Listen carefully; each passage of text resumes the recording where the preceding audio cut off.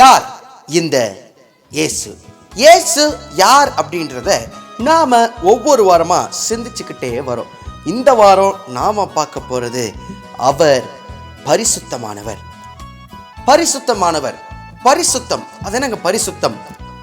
Holiness. அதாவது இதை இன்னொரு வார்த்தையில தமிழ்ல சொல்லணும்னா அவர் மிகவும் மகா தூயவர். அவர் தூயவர். ஸோ ஓலி, பரிசுத்தம் அப்படின்னு சொன்னால் ஒரு சில காரியங்களை நம்ம பார்த்தா அது ரொம்ப புனிதமானது, அது ரொம்ப பரிசுத்தமானது அப்படின்னு சொல்லுவோம்.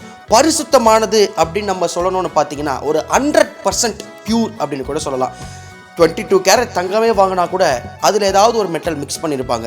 100% பியூர் எங்கேயுமே பார்க்க முடியாது.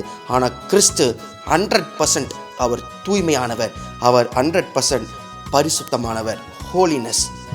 அதனால தான் வேதம் சொல்லுது, நான் பரிசுத்தராக இருக்கிறது போல நீங்களும் பரிசுத்தமாயர்கள் என்று ஆண்டவர் வேதத்தில் சொல்லியிருக்கிறார். அவர் பரிசுத்தமுள்ளவராக இருக்கிறார். அதனால தான் சொல்லும் போது பரிசுத்த ஆவியானவர் அப்படின்னு சொல்லுவோம். கடவுள் பரிசுத்தராக இருக்கிறார்.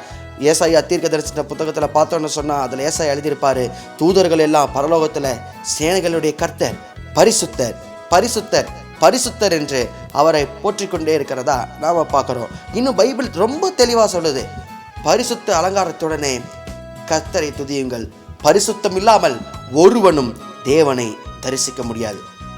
நம்ம ஒவ்வொரு வசனமாக நம்ம எடுத்து தியானித்து பார்த்தோம்னா ரொம்ப அழகாக புரியும். பரிசுத்தம் இல்லாமல் ஒருவரும் தேவனை தரிசிக்க முடியாது. அவர் நான் பரிசுத்தருங்க, நான் பரிசுத்தர்னு அவர் சொல்லலை. நான் பரிசுத்தராக இருக்கிறது போல நீங்களும் பரிசுத்தராக இருங்களை தான் அவர் சொல்லி இருக்கிறாரு. ஆகையினால தான் பரிசுத்தம் இல்லாமல் நாம் அவரை தரிசிக்கவே முடியாது. அப்போது நான் பரிசுத்தவானா, நான் பரிசுத்தனா இருக்கிறோமா அப்படின்றத நம்ம எப்படிங்க சொல்ல முடியும்? சரி, எனக்குள்ள பரிசுத்தம் இல்லை, நான் பரிசுத்தராகவே இல்லை, பாவம் நிறைஞ்சிருக்கு. அப்போ எப்படி பரிசுத்தராகிறது? இயேசு கிறிஸ்துவின் ரத்தம் சகல பாவங்களையும் நீக்கி நம்மை சுத்திகரிக்கும். கிறிஸ்துவின் ரத்தத்தினால நாம் பரிசுத்தமாக்கப்படுகிறோம். அனுதினமும் நாம் பரிசுத்தமாக்கப்பட வேண்டும். அதாவது நம்ம பரிசுத்தன்னு யாருமே சொல்ல முடியாது. கிறிஸ்துவை தவிர, ஆண்டவரை தவிர ஒருவரும் பரிசுத்தன்னு சொல்ல முடியாது. ஆனால் அவரை போல நாம் மாற அனுதினமும் நாம் ஜெபிக்க வேண்டும். வேதத்தில் ஒரே ஒரு இடத்துல அவர் சொல்லுவார், பரிசுத்தம் உள்ளவன் இன்னும் பரிசுத்தமாகட்டும், உனக்கு இருக்கிற பரிசுத்தம் போதும் அப்படின்னு அவர் சொல்லலை. பரிசுத்தமாக இருக்கியா, இன்னும் பரிசுத்தமாக, இன்னும் தூய்மையாக 100% நீ பரிசுத்தமாக காணப்படணுன்றதை கிறிஸ்து விரும்புகிறாரு.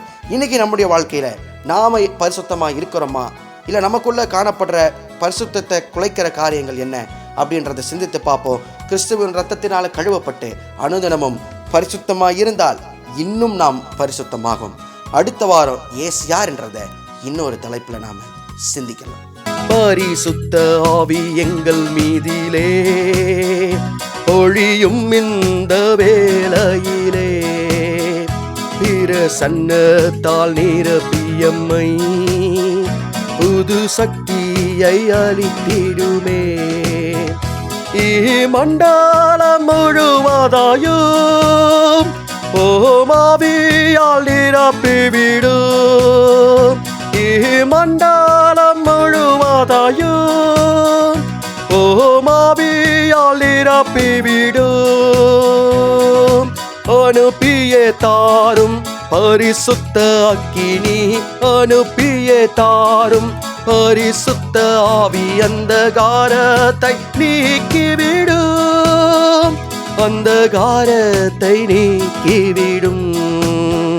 பரிசுத்த ஆவி எங்கள் மீதிலே பொழியும் இந்த வேளையிலே, பிரசன்னத்தால் நிரப்பியம்மை புது சக்தியை அளித்தீர்.